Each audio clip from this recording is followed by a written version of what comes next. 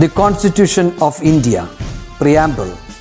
We, the people of India, having solemnly resolved to constitute India into a sovereign, socialist, secular, democratic republic and to secure to all its citizens justice, social, economic and political, liberty of thought, expression, belief, faith and worship, equality of status and of opportunity, and to promote among them all fraternity, assuring the dignity of the individual and the unity and integrity of the nation.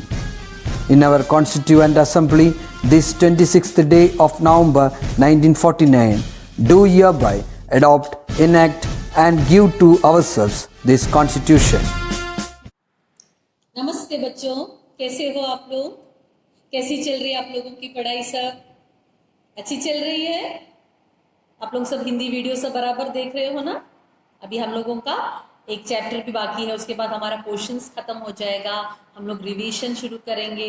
हाँ, और फिर क्या क्या चल रहा है आप लोग बताओ। आप सब सेफ हो ना, हेल्दी हो, खाना सब बराबर खा रहे हो ना, पानी सब पी रहे हो, बिकॉज क्लाइमेट चेंज हो रहा है, इसलिए आप लोग सब ना हेल्थ का ध्यान रखना। ओके, सुबह जल्दी उठते हो आप लोग? आपकी टीचर सब बोल रही थी आप सब अच्छे बच्चे हैं, जल्दी उठते हैं। हाँ, तो अच्छे बच्चे आप सब, वेरी गुड। जो पिछला हफ्ते जो मैंने आप लोगों को लेसन लिया था, आपको अच्छा लगा? अब्दुल कलाम जी का लेसन, मेरी ममता मई माँ, अच्छा लगा? बहुत से बच्चों ने देखा, लेकिन कुछ बच्चे ऐसे हैं, जब मैंने पूछा फोन करके तो कुछ बच्चे ऐसे हैं जिन्होंने वीडियो नहीं देखा।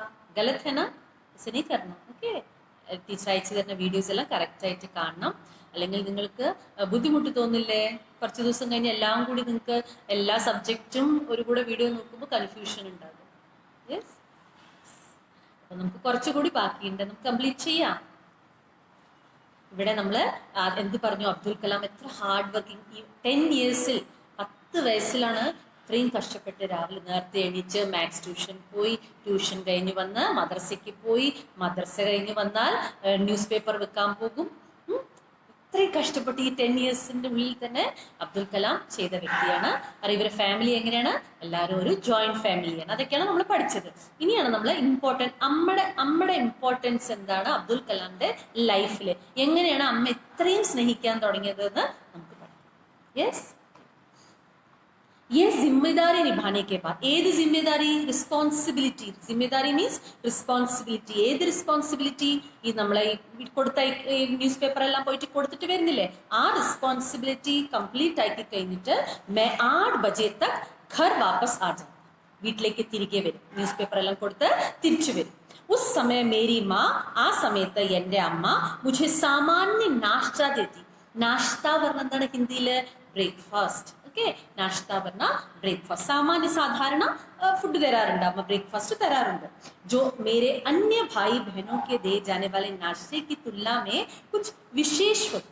പക്ഷെ ബാക്കി ബ്രദേഴ്സ് ആൻഡ് സിസ്റ്റേഴ്സിന് കൊടുക്കണേക്കാട്ടിലും തുലന കമ്പയർ ചെയ്താൽ കുछ വിശേഷ होता, കുറച്ച് സ്പെഷ്യൽ ആയിരിക്കും. വിശേഷ് പറഞ്ഞാൽ സ്പെഷ്യൽ ആയിരിക്കും. അവർക്ക് കൊടുക്കുന്നതും എനിക്ക് കൊടുക്കുന്നതും ചെറിയൊരു വ്യത്യാസം ഉണ്ടായിരുന്നു.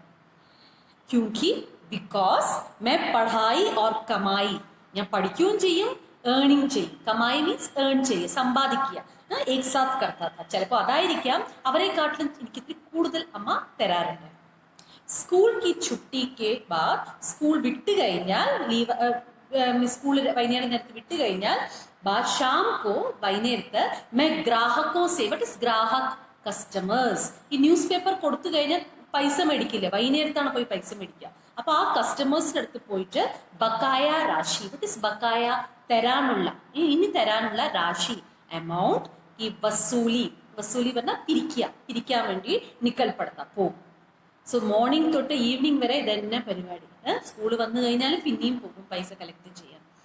C, hard working. അതെല്ലാം നമുക്ക് ആലോചിക്കുമ്പോൾ മോട്ടിവേഷൻ കിട്ടുന്നുണ്ടല്ലേ? ചുമ്മാതല്ല ഇത്ര വലിയൊരു പവർഫുൾ മാൻ ആയിട്ട് മാറിയത് അല്ലേ? ഉൻ ദിനോ കി ഏക് ഘട്ടന, ആ സമയത്ത് ഒരു സംഭവം നടന്നു, ഘട്ടന നടന്നു. മുझे अभी भी याद है, ആ കാലഘട്ടത്തിൽ നടന്ന ഒരു സംഭവം अभी भी याद है, ഇന്നും എനിക്ക് ഓർമ്മയുണ്ട്. हम सब भाई बहन साथ बैठकर खाना खा रहे थे. ഞങ്ങൾ ബ്രദേഴ്സും സിസ്റ്റേഴ്സും കൂടെ ഇരുന്ന് ഭക്ഷണം കഴിക്കുന്നുണ്ടായിരുന്നു. और माँ मुझे रोटी देती जा रही थी, അമ്മ എനിക്ക് ചപ്പാത്തി ഇങ്ങനെ തന്നുകൊണ്ടിരിക്കുന്നുണ്ടായിരുന്നു. चूंकि हम भात खाने वाले लोग हैं, ഭാത് പറഞ്ഞ എന്താണ്? ചോറ്. ചോറ് തിന്നുന്ന ആൾക്ക് സൗത്ത് ഇന്ത്യ തമിഴ്നാട് നല്ല ചോറുള്ള കൂടുതൽ കഴിക്കുക. ഭാത് खाने वाले लोग हैं, इसीलिए चावल तो खुले बाजार में उपलब्ध था. चावल मीन्स അരി. खुले बाजार ഓപ്പൺ മാർക്കറ്റ്, കടയിൽ പോയിട്ട് നമുക്ക് കിട്ടാം. ഉപലബ്ധ പറഞ്ഞാൽ കിട്ടുമായിരുന്നു. കട പൈസ കൊടുത്താൽ കടയിൽ നിന്ന് എന്ത് മേടിച്ചിട്ട് വരാം? അരി മേടിച്ചിട്ട് വരാം. किंतु गेहूं പറഞ്ഞ എന്താണ്? വീറ്റ്, ഗോതമ്പ്. റാഷനിങ് थी. റേഷനിലേക്ക് കിട്ടുള്ളൂ. ഇപ്പൊ നമ്മൾ റേഷനിൽ പോയി കഴിഞ്ഞാൽ എന്ത് വേണമെങ്കിൽ വാരിക്കൊണ്ട് വരാൻ പറ്റില്ലല്ലോ. ഇത്രയൊക്കെ 2 കിലോ കിട്ടുള്ളൂ, 5 കിലോ കിട്ടുള്ളൂ, അങ്ങനെയൊക്കെയല്ലേ നമുക്ക്. അപ്പൊ ഗേഹൂന്, ഗോതമ്പിന് റേഷനിങ് ഒരു മാസം ഒരു വീട്ടിൽ ഇത്രയൊക്കെ കിട്ടുള്ളൂ. അങ്ങനെയായിരുന്നു ആ കാലഘട്ടത്തിൽ. ഇപ്പോഴും അങ്ങനെ തന്നെയാണ്. അപ്പൊ അങ്ങനെ അരി വേണമെങ്കിൽ ചോറ് തിന്നുന്ന ആൾക്കാരായതുകൊണ്ട് അരി കടകളിൽ കിട്ടും. പക്ഷെ ചപ്പാത്തിയെല്ലാം റയർലി അല്ലേ കഴിക്കുക. അപ്പൊ അത് റേഷനായിട്ട് കിട്ടും.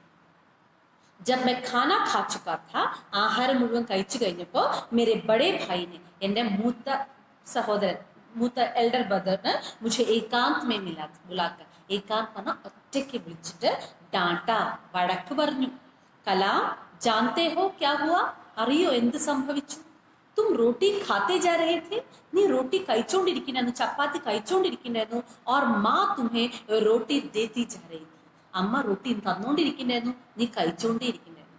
ഉन्होंने अपने हिस्से की भी सारी रोटियां तुम्हें दी. അവരെന്ത് കാട്ടിയോ? അവർക്ക് കഴിക്കാനുള്ള, അവർക്ക്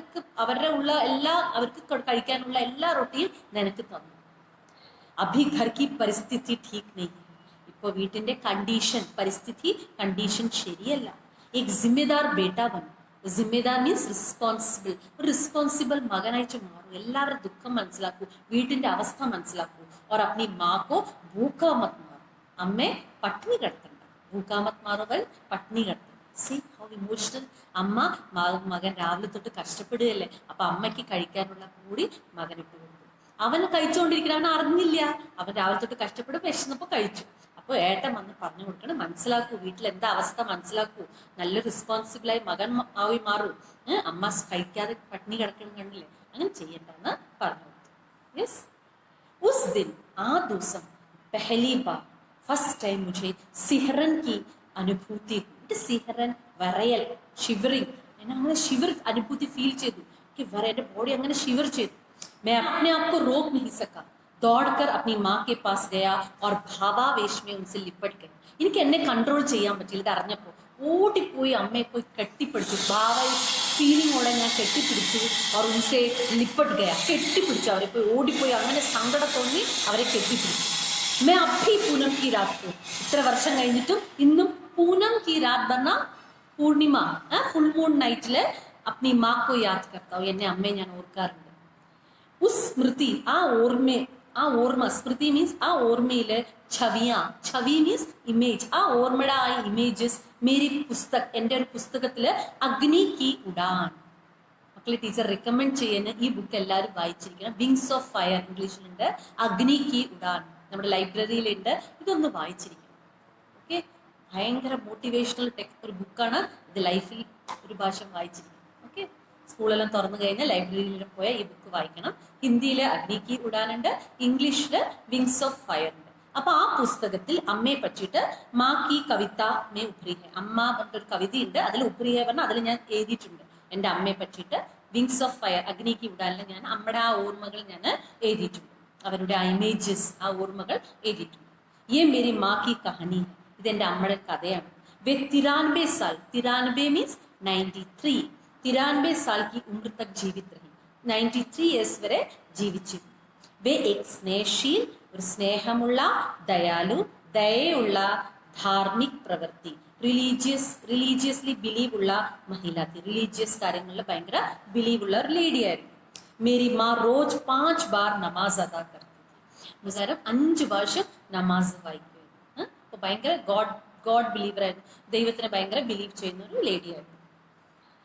मैंने जब भी उन्हें नमाज अदा करते हुए देखा है, ഞാൻ എപ്പോഴും എൻ്റെ അമ്മ നമാസ് ഇങ്ങനെ ചെയ്യുന്നത് കാണുമ്പോൾ मैं प्रेरित हुआ हूँ. इंस्पायर പറയില്ല, प्रेरित പറഞ്ഞ ഇൻസ്പയർ ആയിട്ടുണ്ട്. और मेरे अपने अंदर परिवर्तन महसूस हुआ है. ഞാൻ എൻ്റെ ഉള്ളിൽ തന്നെ ചേഞ്ചസ് ഞാൻ ഫീൽ ചെയ്തു. നമ്മെ 5 ഭാഷ നിസ്കരിക്കണം കണ്ടിട്ട് എനിക്ക് തന്നെ ആ ചേഞ്ചസ് എൻ്റെ ബോഡിയിൽ ഫീൽ ചെയ്തിട്ടുണ്ട്. എനിക്ക് തന്നെ കുറെ മാറ്റങ്ങൾ വന്നിട്ടുണ്ട്. ഞാൻ ഭയങ്കരമായിട്ട് മോട്ടിവേറ്റ് ആയിട്ടുണ്ട് എന്ന് പറയും. നാരി ഈശ്വർ की सुंदर रचना है. നാരി സ്ത്രീ ദൈവം ഉണ്ടാക്കിയ ഒരു ബ്യൂട്ടിഫുൾ സംഭവമാണ്, ഒരു രചനയാണ്, ഒരു ബ്യൂട്ടിഫുൾ സുന്ദർ ദൈവം ഉണ്ടാക്കിയ ഒരു ഭയങ്കര ഭംഗിയുള്ള ഒരു സംഭവമാണെന്നാണ് പറയുന്നത് ഇവിടെ.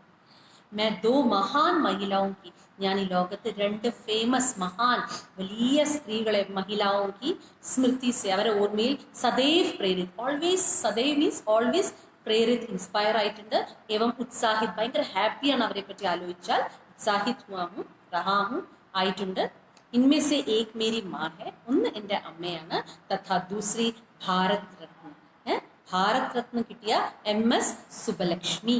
സുബലക്ഷ്മി കിട്ടിയിട്ടുള്ള ക്ലാസിക്കൽ മ്യൂസിക് പാടുന്ന MS സുബലക്ഷ്മി, അവരും അതേപോലെ എൻ്റെ അമ്മയും. ഈ രണ്ട് ലേഡി എൻ്റെ ജീവിതത്തിൽ ഭയങ്കരമായിട്ട് ഇൻസ്പയർ ചെയ്തിട്ടുണ്ട്. അപ്പോൾ ദൈവം ഉണ്ടാക്കിയ ഒരു വലിയൊരു സൃഷ്ടിയാണെന്നാണ് പറയുന്നത്. സ്ത്രീകൾ ദൈവം ഉണ്ടാക്കിയ ഒരു ബ്യൂട്ടിഫുൾ സൃഷ്ടിയാണ്. അതിന് ഞാൻ എന്നും ഈ രണ്ട് സ്ത്രീ എൻ്റെ ലൈഫിൽ ഭയങ്കര ഇമ്പോർട്ടൻറ്റ് റോൾ പ്ലേ ചെയ്തിട്ടുണ്ട് എന്നാണ് അബ്ദുൽ കലാം പറഞ്ഞിരിക്കുന്നത്. അപ്പോൾ ഈ കാര്യങ്ങളെല്ലാം അബ്ദുൽ കലാം അഗ്നി കി ഉഡാൻ വിങ്സ് ഓഫ് ഫയറിൽ എഴുതിയിട്ടുണ്ട് അമ്മയെ പറ്റിയിട്ട്. Yes, so how much he loves her mother അല്ലേ? നിങ്ങളെല്ലാം നിങ്ങളുടെ അമ്മയെ സ്നേഹിക്കാറുണ്ടോ മക്കളെ? I know that you all love your mother. Good. അപ്പോൾ ബാക്കി ലെസൺ കഴിഞ്ഞു. ഇനി ചെറിയൊരു പോയമുണ്ട്, അത് നമുക്ക് അടുത്ത ക്ലാസ്സിൽ ചെയ്യും. എന്തെങ്കിലും മനസ്സിലായിട്ടെങ്കിൽ ചോദിക്കാം. Okay, by.